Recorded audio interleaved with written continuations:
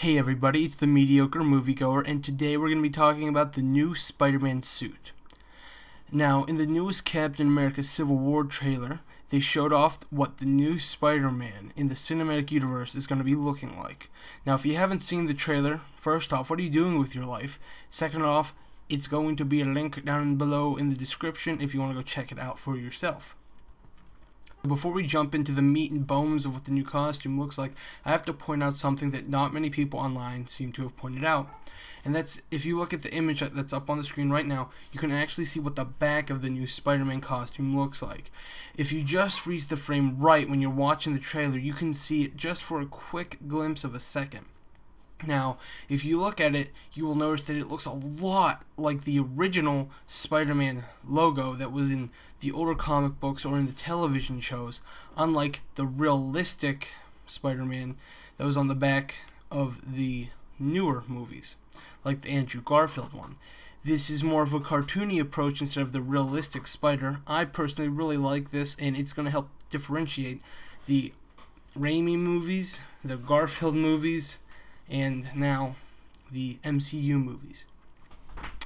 Now let's jump on ahead and take a look here at the new costume in its full glory, or what seems to be its glory, as he's sitting here holding Captain America's shield. Now this right here, this image of him holding the shield could become one of the most iconic images of Spider-Man in the future, because if you think back to some of the other movies, stuff like the train sequence with Spider-Man holding out his arms keeping the train at bay is what really sticks in my mind as the most iconic Spider-Man movie moment.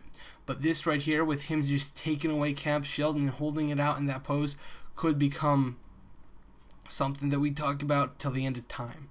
Now let's start by looking at the big thing on the costume, the thing that stands out to me, and that is that itsy bitsy teeny little spider in the center of his chest. Now, unlike some of the other movies where they went with the large spider design, they went with a small spider design right in the middle of his chest. This, for me, is very reminiscent of some of the earliest Spider-Man. Now, when you compare it to some stuff that they were doing in the 60s, I think this looks a lot like it. In fact, the entire suit itself seems reminiscent of some of the older Spider-Man costumes of the comics. Alright, let's move on to the utility belt. You can see the utility belt right here. This seems to be web shooting refills. I think it'd be really cool in the movie if, like, in the middle of him spraying out his squirtsies, that's an odd way to put it. In the middle of him squirting his web all over the place, he might have to refill a cartridge. That'd be pretty cool, especially if they did a slow-mo shot and they showed how fast he could do it while he was in combat.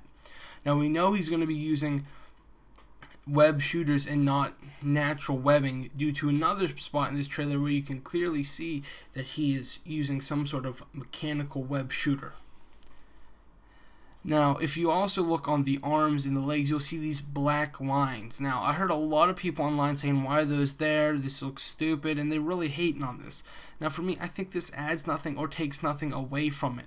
It's just kind of aesthetics. Nothing more, nothing less. Now, the thing that you probably looked at first was the mask, the eyes.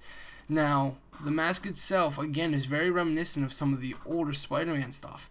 And if you take a look at the trailer footage, you can almost think it looks animated, which, I'll be honest, the first time I went through and watched the trailer, I was like, that looked highly animated to me. But whenever you look at the more high-resolution pictures they released online, like this one, you can tell, it looks like a real costume. Now, the big thing that got people up in arms was the moving eyes. Now, I didn't think they would do this for the movie. I'm really happy they did, because in Deadpool, it was pretty cool with Deadpool's eyes moving all over the place.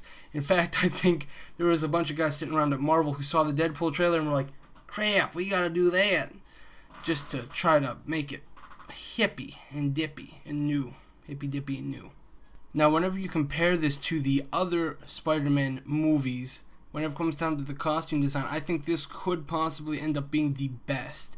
Now, for me personally, before this one, my favorite is The Amazing Spider-Man. The original, the first Amazing Spider-Man movie, not the second one.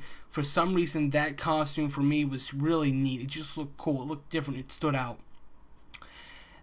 But a lot of people hated that because it was not a good representation of the comics.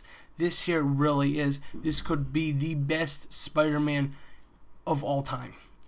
But the big thing, the most controversial part of the trailer is whenever at the end he goes, "Hey everyone," kind of introducing himself.